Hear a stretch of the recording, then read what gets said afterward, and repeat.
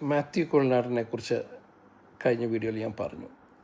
ഫണ്ടിൻ്റെ ചെലവ് കണക്കുകൾ വളരെ റിയലിസ്റ്റിക് ആയിട്ടുള്ള രീതിയിലാണ് ആ കാര്യങ്ങൾ അദ്ദേഹം നിർവഹിക്കുന്നത്. ഓരോ പ്രൊജക്റ്റുകളും ചിലവാക്കിയ പണവും നമ്മൾ തട്ടിച്ച് നോക്കിയാൽ മറ്റ് MLA-മാരെ അല്ലെങ്കിൽ മറ്റ് രാഷ്ട്രീയ പ്രസ്ഥാനങ്ങളിൽ പ്രവർത്തിക്കുന്ന മറ്റ് സ്ഥലങ്ങളിലെ MLA-മാരുടെ ചെലവ് കണക്കുകൂടി നമ്മളൊന്ന് പരിശോധിച്ചാൽ മാത്യുവിൻ്റെ നമ്മൾ നേരിട്ട് നമ്മൾ സ്വന്തം ഒരു പ്രൊജക്റ്റ് ചെയ്യണ പോലെയാണ്. അഴിമതി എന്ന് പറഞ്ഞാൽ അതിനകത്ത് കണ്ടുപിടിക്കാൻ പറ്റില്ല. കാരണം സാധിച്ചിട്ടില്ല. 120ഓളം ഉദ്യോഗസ്ഥരെ മാറ്റിയാണ് നഗരവികസനവും മറ്റ് പല പ്രൊജക്റ്റുകൾ ഇവിടെ കൊണ്ടുവരാൻ സഹായിച്ചത്. പാരവെപ്പ് എന്ന് പറഞ്ഞാൽ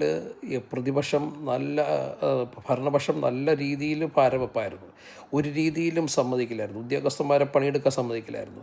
വരുന്നവർ പണിയെടുക്കില്ലായിരുന്നു. അങ്ങനെ മാറി കഷ്ടപ്പെട്ടാണ്.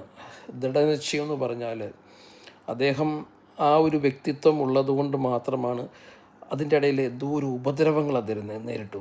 വ്യക്തിപരമായിട്ട് കുടുംബത്തിൻ്റെ നേരെ അങ്ങനെ പല നിലയിലെ അദ്ദേഹം ഈ ദ്രോഹം നേരിട്ടു.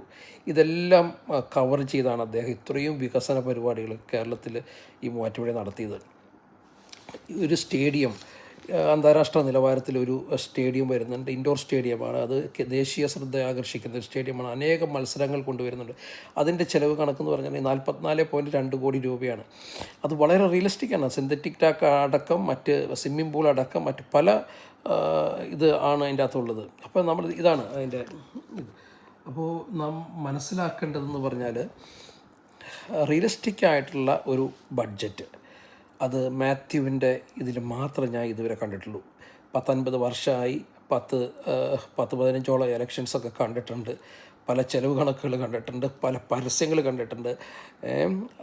പക്ഷേ ഇത്രയും റിയലിസ്റ്റിക്കായിട്ടുള്ള എക്സ്പെൻഡിച്ചർ അല്ലെങ്കിൽ അഴിമതി രഹിതമായ ഒരു പ്രവർത്തനം താൻ വാക്ക് പറഞ്ഞതുപോലെ തൻ്റെ ശമ്പളം മുഴുവൻ കിഡ്നി ഡയാലിസിസ് പേഷ്യൻസിന് വേണ്ടിയിട്ട് മാറ്റിവെക്കുകയായിരുന്നു 5 വർഷത്തെ.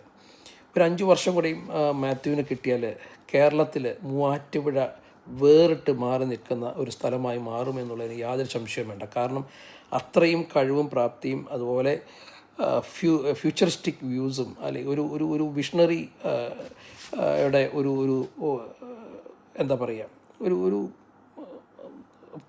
വളരെ നല്ല രീതിയിൽ ചിന്താശക്തിയും അത് പ്രാവർത്തികമാക്കാനുള്ള കരുത്തും കഴിവുമുള്ളൊരു വ്യക്തിയാണ്.